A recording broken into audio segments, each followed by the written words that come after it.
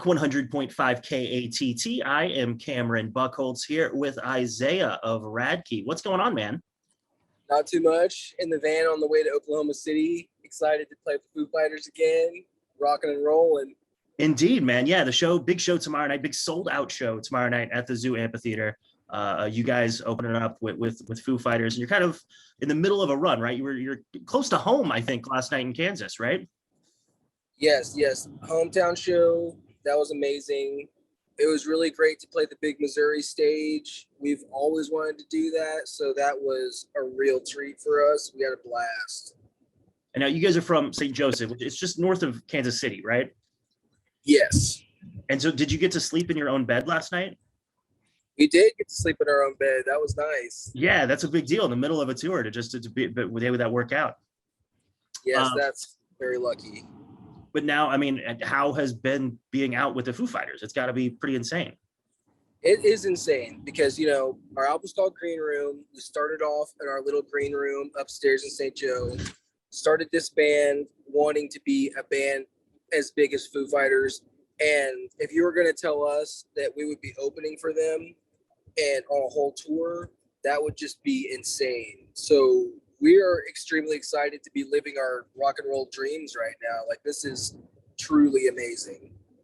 Gotcha. And how did you first get connected with the Foo Fighters? Because obviously you guys were in the recent What Drives You documentary. So is that kind of your first time meeting Dave, or how did it all come together? Yeah. So we did a string of shows with L7 and we had a really amazing time. And Jennifer Finch from L7 hit us up about, are we on tour? She's going to send us a press contact. And we figure out that it's Dave Grohl's people. So we were like, wow, okay. So they're looking for a ground level band that's in a van right now, kind of going. So we happen to be on tour and we're super thankful to Jennifer Finch for hooking us up with that gig, throwing our hat in the ring, because we're really up to the challenge, Yeah, and you were only kind of one of two kind of more modern bands really featured, or kind of, at that van level type bands currently. So yeah, it had to be a pretty rad honor to be included.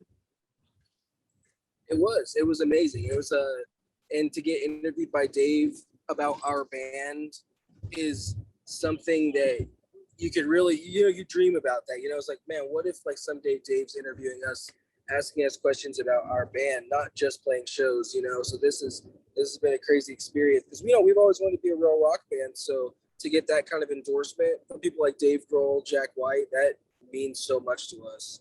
Absolutely. And how was the kind of the feedback been? Because obviously, being in the doc, probably there's a lot of people that never would have heard you otherwise. Are you seeing them out at shows and that sort of thing? So far, every show has been an incredible time, incredible reaction. It's not easy to open on these shows with these huge mega bands, and we've never actually had a problem. We really use the stage as hard as we can, and we give it our all, and we've never had a problem ever since. Nice. Yeah, because people are sometimes they're finding their seats, or they're just getting there, they're in line for the beer. You never know what the situation is going to be like in a show like this, but it probably helps. You guys are pretty high energy right off the bat. I mean, I've seen you guys a number of times, so that's gotta help. And what's kind of your attitude going into it? What game plan do you have to try to get their attention? Well, what we do is we show them just our biggest, best rock show we have, and that's always been what we've done. And I feel like people really respond to it because they can tell that you're giving it everything you have and you're not just phoning it in that night. And so far, that's our secret formula. Gotcha. I mean, tomorrow night, I think it's sold out show. I think there's going to be like 9,000 people, maybe is cap, I think, at the Zoo Amphitheatre. But I saw you here in Oklahoma City. It must have been 3, maybe 4 years ago even. And there were maybe 30 people, but you guys were playing as though there were 10,000 people. Oh, yeah. That's how you got to do it. You got to love to play, and you got to, because just being on that stage out of the van is one of the best parts of your night. So you got to enjoy that. That's your chance to really have a great time. So we never take it for granted, and people enjoy that. And now, is this kind of your first batch of shows back, or what's kind of your 2021 been like of getting back out there? Well, this is we did a couple warm-up shows before this, but this is it. Yeah, like it was pretty intimidating. Like, it's like you're gonna take the longest time you've ever taken off from music, and you're gonna come back, you're gonna play with Foo Fighters, and you're gonna play Lollapalooza. And not just that, you've been built up by the Foos for some time during this pandemic. So the last thing you want to do is get out there and disappoint. Gotcha. And you guys released a record the end of last year, which obviously Yes. that's a pretty weird time to be releasing an album. So kind of talk to me about that, because did you guys have it done kind of pre-pandemic and then sat on it to wait it out and then decided to just release it? Or was it something you guys did in quarantine? We did it in quarantine. We finished the writing and pre-production and recording of it, and we decided we would just get the music out there as soon as it was mixed and mastered, just so people would have some fresh Radkey music to listen to during the downtime. Mm-hmm. And what's it been like being able to play those songs for the first time, 9 months later? It's amazing. It's like we usually don't play new songs live, but we've loved this record and we had such a good time making it. We're actually playing a couple of these new tracks, Season Underground, actually at these big stadium shows. So it's been kick-ass. Nice. And the record, it's maybe a little more, I guess, melodic than the first two records.